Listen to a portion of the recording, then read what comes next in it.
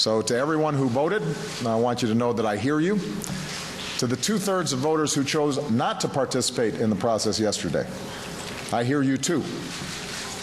All of us have to give more Americans a reason to feel like the ground is stable beneath their feet, that the future is secure, that there's a path for young people to succeed, and that folks here in Washington are concerned about them.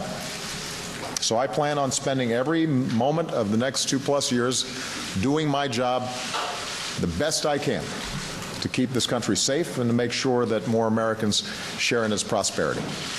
I haven't heard you say a specific thing during this news conference that you would do differently. You've been asked it a few different ways. I understand you're going to reach out, but you've talked about doing that before. It's almost like you're doubling down on the same policies and approach you've had for 6 years. So my question is, why not pull a page from the Clinton playbook and admit you have to make a much more dramatic shift in course for these last 2 years? I guess, Ed, the question you're asking is one actually I think I have answered. And what I'm committing to is making sure that I am open to working with them on the issues where they think that there's going to be cooperation. Now, that isn't a change, because I've suggested to them before that where they think there's areas of cooperation, I'd like to see us get some things done. But the fact that they now control both chambers of Congress, I think, means that perhaps they have more confidence that they can pass their agenda and get a bill on my desk.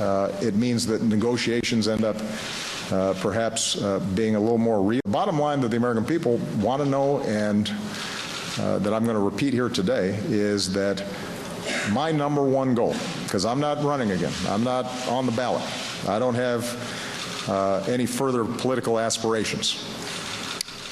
My #1 goal is just to deliver as much as I can for the American people in these last 2 years.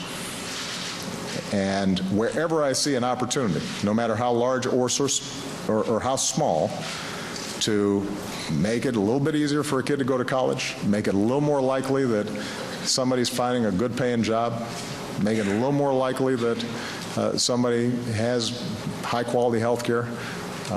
Even if I'm not getting a whole loaf, I'm interested in getting whatever legislation we can get passed that adds up to improved prospects and an improved future for the American people.